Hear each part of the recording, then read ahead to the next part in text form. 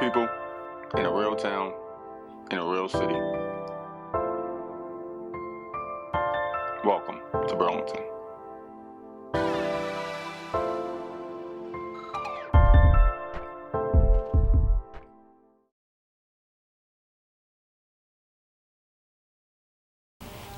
My name is Kerry Franklin Richmond. I'm from Burlington, North Carolina. Been here all my life. Probably the best time of my life is, and I'm not gonna say it's, the experience of the struggle that we went through. And Frederick Douglass said this: without a struggle, there's no progress. And I think that I didn't see it right then, but it was a struggle then, because people was seeking to live better. People were seeking a better place to stay, and it was things that the government was doing, but it was also a lot of things that was going on in the community that people might have looked at it as wrong, but some people that were staying there was looking at, this is how we live, this is how we got to survive, and I learned from that it is a better way to live. You respect where you come from, but you also try to strive to do better in where you're going. And that's one thing that I learned, that I respect where I come from, the struggle that I come from, but I also have to keep in mind that you can set your own mark by going into the future doing things a lot better. So just some of the things that I saw then, it was a lot of bootlegger houses that I saw. It was a lot of crime that took place, and but that was the lifestyle of survival there. And people had to learn how to live, not just survive. And through that process, we saw how to survive, but we had to learn how to live, and that means live above some of the things that and that comes with equal rights, civil rights, getting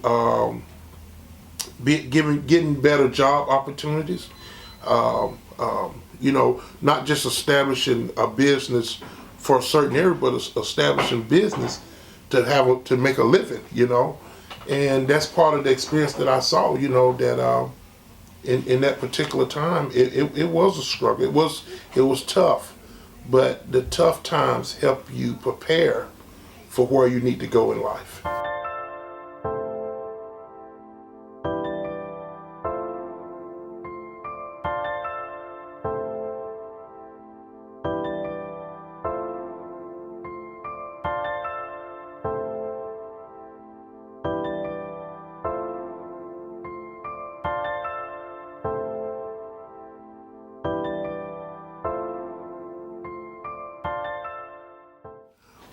One of the most memorable things that it's a couple of them that I experienced in the late '60s, early '70s is the 1969 riot that was in Burlington at the time. Just actually seeing the National Guards walk down the street, having a curfew where everybody had to be inside the house, and I just remember our armor tank was set on the park and was pointed directly at my grandmother's house. And I had an uncle to get shot because he came outside after the curfew. It didn't kill him, but it almost killed him. It was also a guy named Leon Mebane who got killed there, and the National Guards killed him. So it was a big story behind that, and just remembering that time, that was the most memorable thing that I could remember growing up, is just seeing how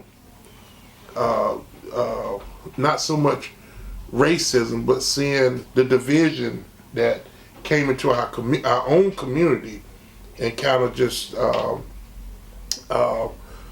put us in a place that was uncomfortable, especially the area that we stayed in, and it was really tough.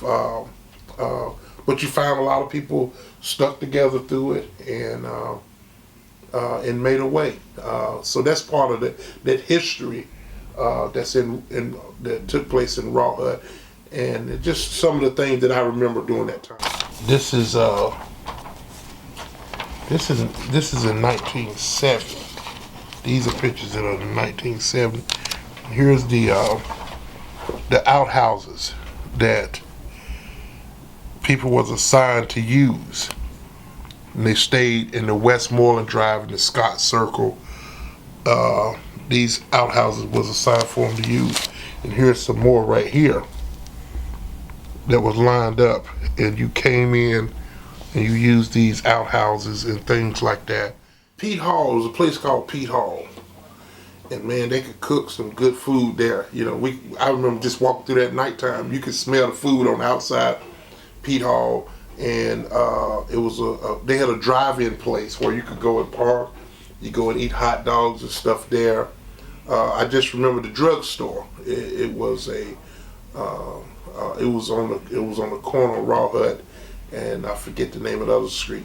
But I remember my father taking us there to get ice cream, and this was, I think, was on Sunday, and we would ride around eating ice cream and stuff. So them stores. I don't know for sure if the drugstore was African American owned, but I know that they worked there. And but there was some things that's not there anymore that I remember about Raw Hut. You had a variety of stuff there. You could get your cars worked on, you could get food. Then there was a grocery store called King Cole, you know, and then there was a place called Hershey's Barbecue. You know, all this was right there on Raw Hut Street. It was just a city within itself. You know.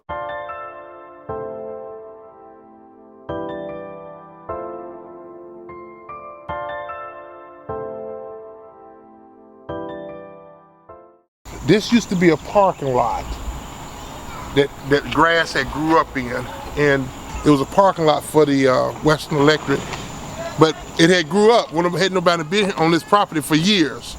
So we bought it and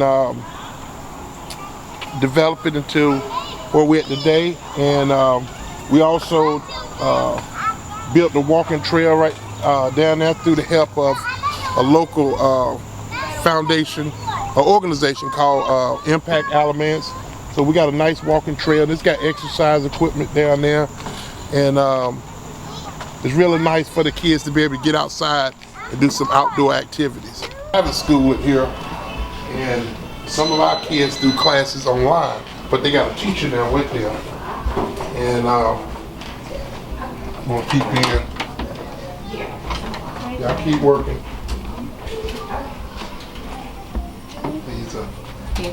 These are middle school students. They do class online and different things like that. And here's a volunteer from University of Elon. And they just doing work. I don't know, are they on math right now? Yeah. They're doing math right now. And we got elementary kids down this hallway. So right here. This is for some elementary kids. That's fine, just keep working. These are fourth grade. Fourth and fifth grade. Fourth and fifth grade right here? I'm fifth. You're the fifth, that's right. Check out your highlight. And the walls are skin. It's called a cell membrane. That's the outside of it. Remember the outside of the surface. now what is this science? This is science. It's Online science. Online science, they're doing that. Yes. Now, to name some of these hallways, areas is Phoebe and Pat Harmon Learning Center. The foundation that they helped us get the foundation to buy the property for the place that we're on right now. Miss Phoebe Harmon passed away in November of 2014, and she was very instrumental in helping us, her and her husband, helping us with this project here. The community is our family. So we employ people from the community to help get this done.